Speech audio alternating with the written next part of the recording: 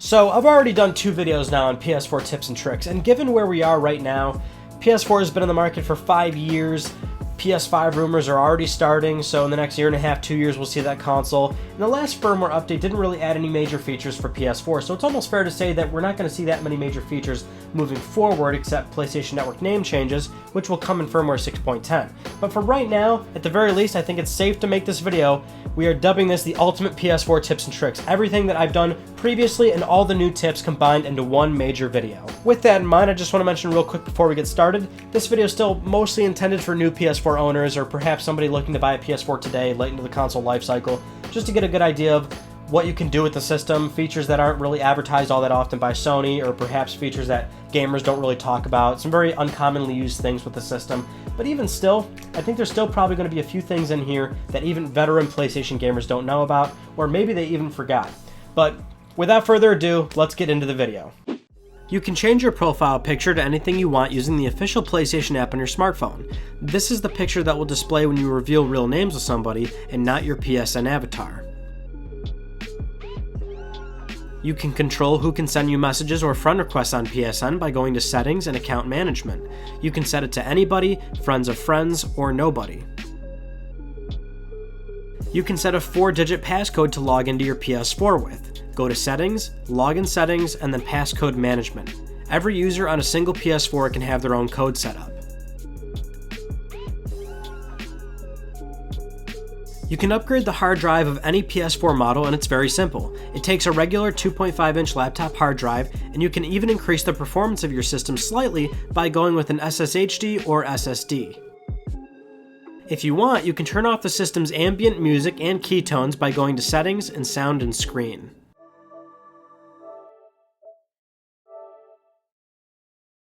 You can control the volume of the DualShock 4 speakers by holding the PlayStation button and adjusting it in the quick menu. You can also lower the brightness of the light bar. Any headphones can be plugged into the DualShock 4 for audio, but most microphone headphones will also work as well for voice chat. You can manage the controller and system auto turn-off to specifically cover games and media playback separately. So if you know how long it usually takes for you to pass out from a night of Netflix, you can change that. Head to Settings and then Power Save Settings. The PS4's on-screen keyboard can be controlled a number of ways. You can use a USB or Bluetooth keyboard, a mouse, the DualShock 4's gyroscope, or even the PlayStation app to input text from there. The PS4 does support voice controls to navigate around the menu. You can use the official PlayStation camera and speak out loud to it, or you can use connected headphones as well. PlayStation. Detroit Become Human. PlayStation View. TV and video. When you have a connected microphone or camera to the PS4, you can press L2 to see all the available voice commands you can do.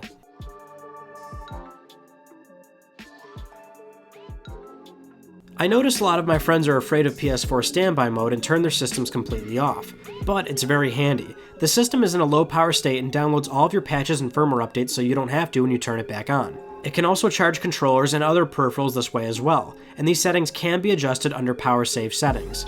You can set how long you want the system to supply power to the USB ports, and if the system can be turned on remotely or not, or if suspended applications stay open the next time you boot up the system.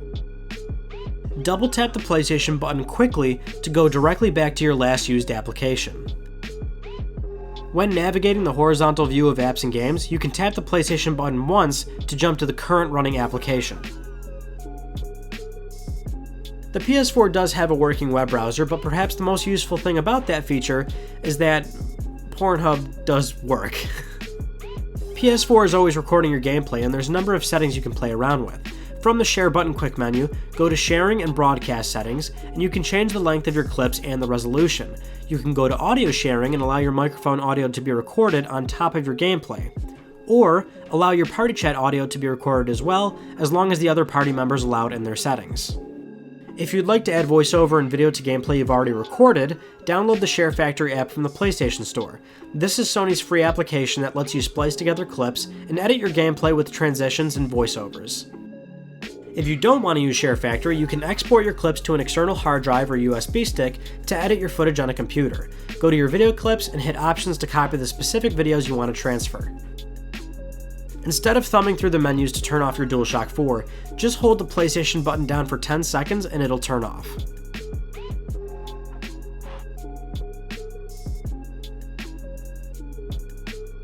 PS4 can play your photo, music, and video files, but first you have to go download the Media Player app from the PlayStation Store. With a connected USB device, this app will read and play your files. But in order for the PS4 to properly read these files, you must first have folders set up on the USB device labeled Photo, Music, and Video all in capital letters. Place the proper files where they belong and the PS4 will read them correctly.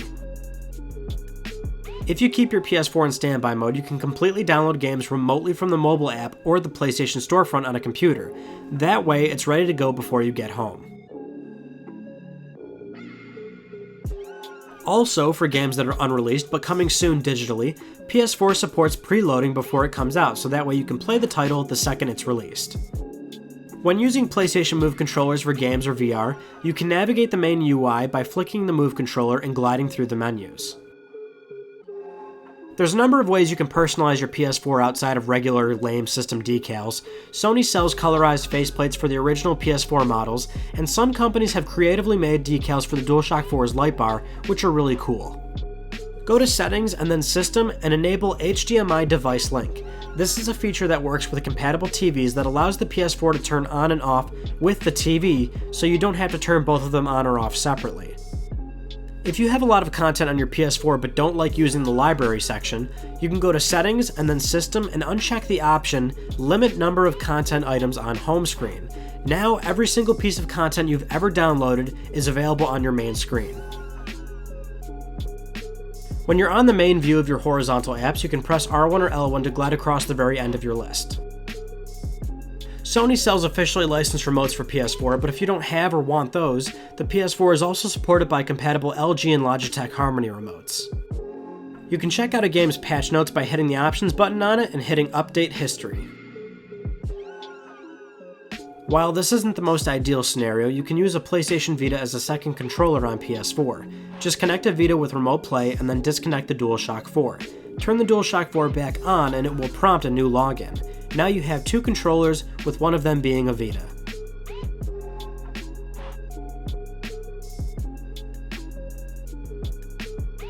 If you go to SonyRewards.com and log in with your account, you can go to the My Rewards section and turn on 3 one-time trophy challenges.